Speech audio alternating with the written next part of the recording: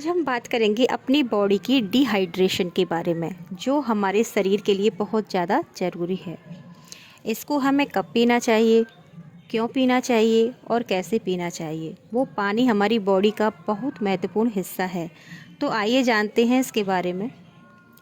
तो हमें सबसे पहले उठकर गुनगुना पानी ज़रूर पीना चाहिए, क्योंकि यह हमारी बॉडी के सारे विषैले पदार्थों को निकाल देता है।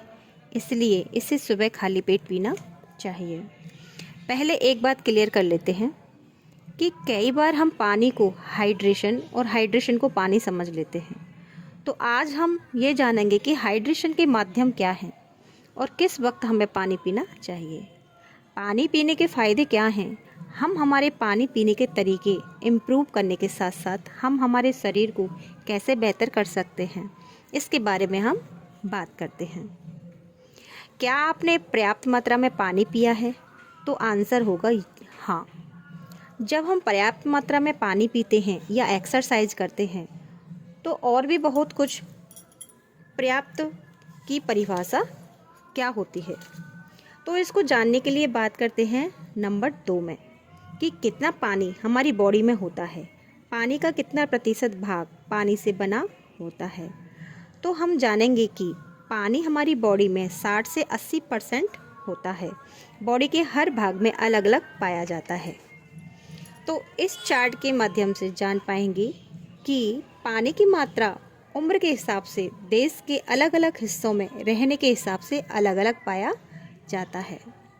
क्योंकि जब हम जन्म लेते हैं तो हमारे शरीर में पानी की मात्रा 80% होती है, और जैसे जैसे हम बड़े होते जाते हैं ये पानी की मात्रा हमारे शरीर में कम होती जाती है।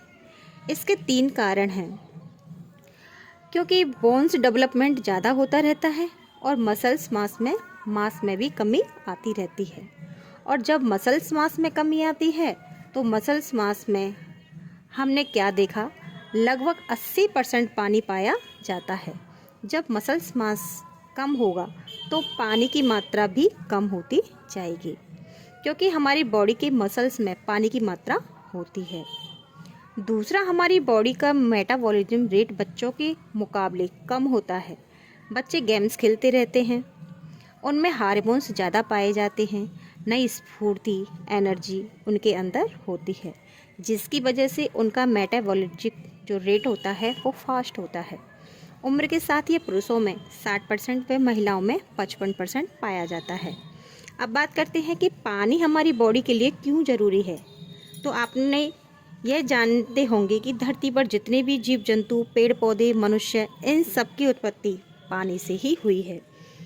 पानी में ही पहले एक कोशिका जीव बने और फिर एक कोशिका जीव, और इसी प्रकार कोशिकाओं से कोशिकाएं मिलती रही पानी में, और सबका निर्माण हुआ। मतलब पानी से ही सब बना। तो जीवन का सबसे मूल आधार पानी ही है। और दूसरा तत्व है हवा, जिसके बिना हम जीवित नहीं रह सकते। तो पानी हमारी बॉडी में हर भाग में अपना अलग अलग काम करता है। जैसे आपकी आइज़ में यरी फ्लूइड रहता है, आप कंटिन्यूसली जिससे अपनी आइज़ ब्लिंक करते रहते हैं ताकि आपकी आइज़ में एक नमी बनी रहे। आपके नोज़ में क्यूटस होता है और आपके माउथ में सलाइवा, जो खाने को डाइजेस्ट करने में मदद करता है। पानी आपकी बॉडी के टेम्परेचर को रेगुलेट करता है। आपने सुना होगा कि जब पसीना आता है तो शरीर में एक्सोट रिएक्शन होती है, और ये एक्सोट रिएक्शन क्या है, यह आपके शरीर की हीट को बाहर निकालती है। और जब ये हीट बाहर निकलती है तो आपकी बॉडी ठंडी हो जाती है। पानी हीट को एब्जॉर्ब करता है।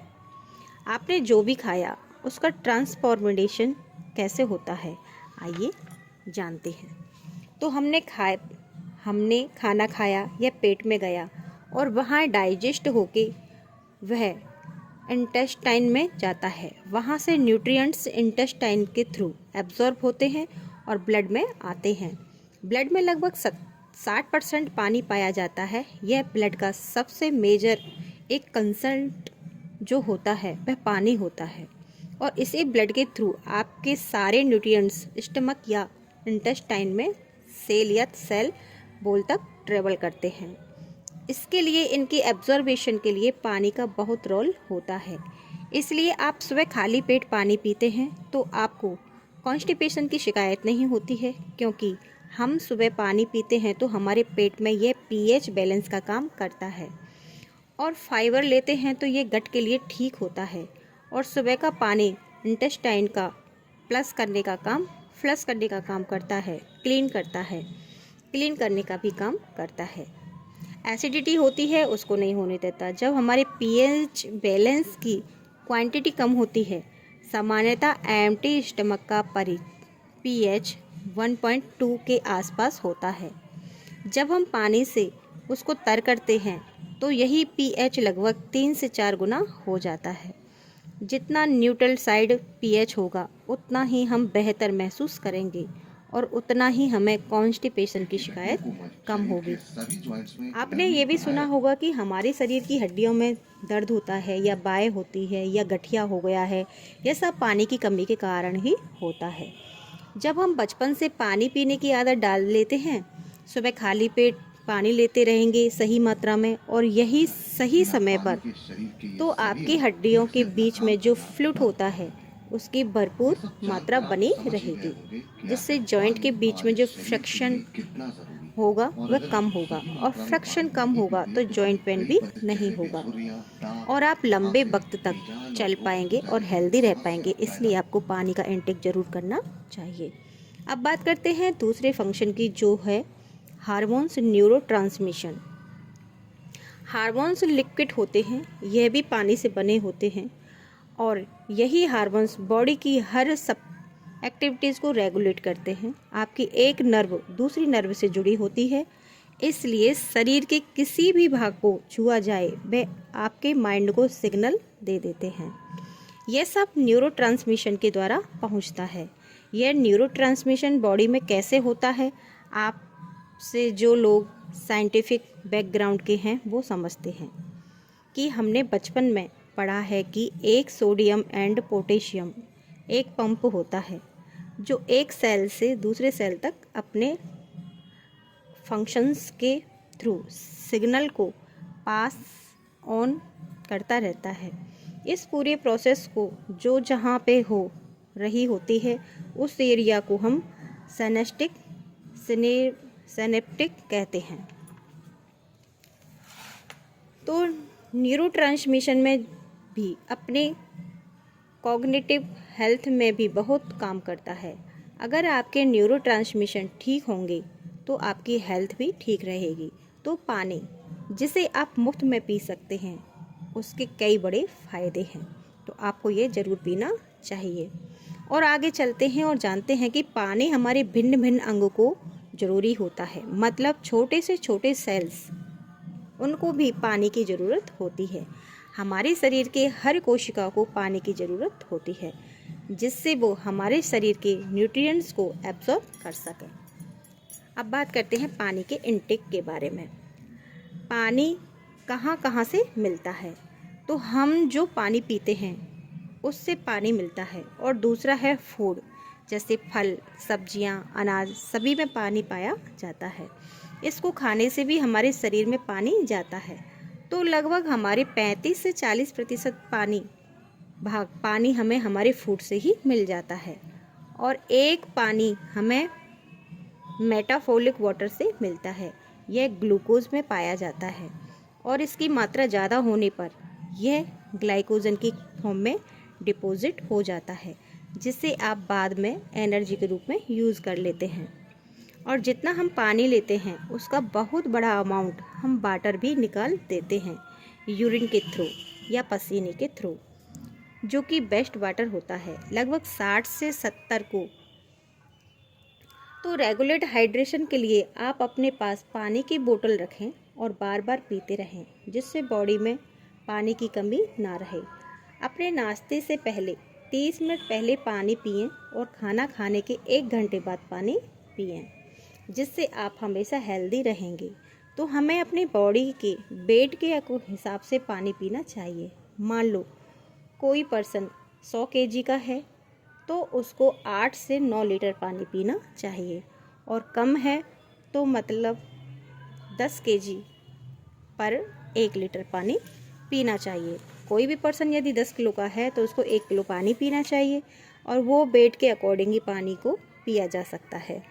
अब बात करते हैं कि बॉडी में पानी की कमी कैसे पता लगाएं। तो यह जानने के लिए आप अपने यूरिन के रंग को देख सकते हैं। यदि वह पीला है तो हमारे शरीर में पानी की कमी है और यही वे ट्रांसपोरेंट्स हैं जो हमारी बॉडी के पर्याप्त मात्रा में पानी है। तो छोटे छोटे सिग्नल्स से जिससे आप पता कर सकते हैं कि बॉडी में पानी की कमी तो नहीं है।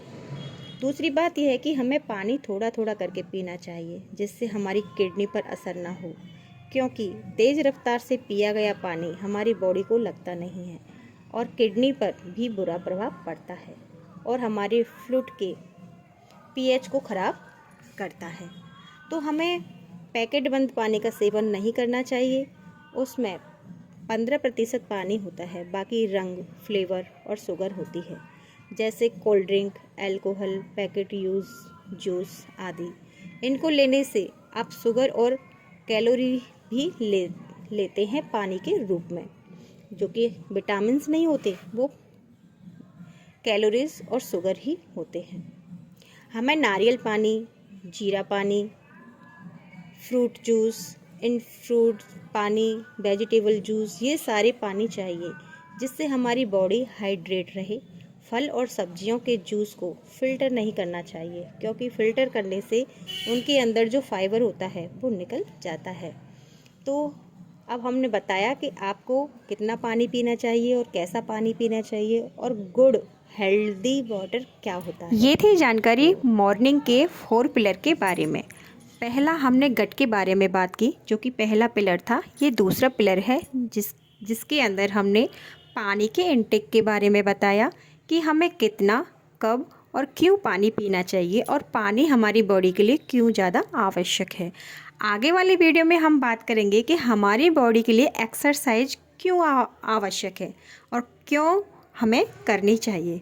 तो मिलते हैं अगली इंफॉर्मेटिव वीडियो के साथ। तब तक के लिए बाय बाय, टेक केयर।